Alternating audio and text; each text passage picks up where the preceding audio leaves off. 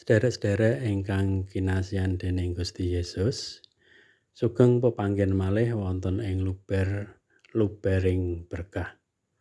Pangandikanipun Gusti ing wekdal menika kapendhet saking setunggal Petrus kalih ayatipun 51 mekaten dawuhipun Gusti.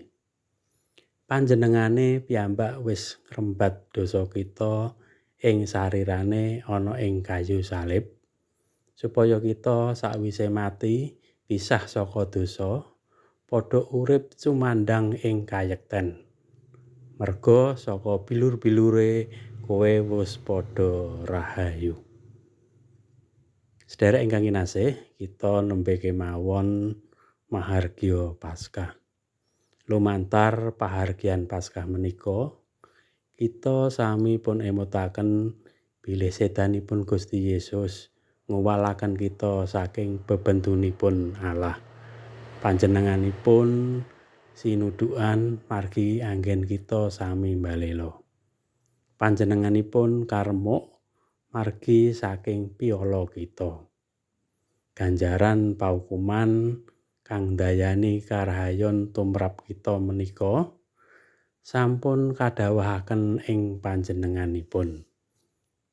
Panjenenganipun nandhang sangsara kadherekaken pecutan tumuju sedanipun ing kajeng salib ing redi Golgota inggih menika papanipun.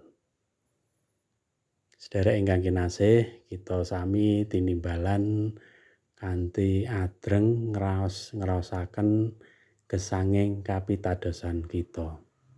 Menapa saestu kita tansah miyos raos panuwun syukur awit pangorbananipun Gusti Yesus ingkang njalari kita gesang ing pamratobat.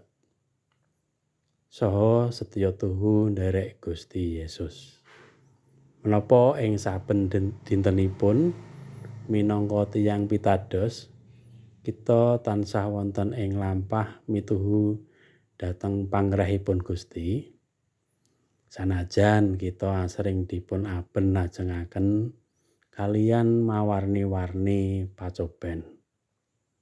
Ing sakjroning karubetan lan momotan kita kadhawuhan ngrangkul salibipun Gusti.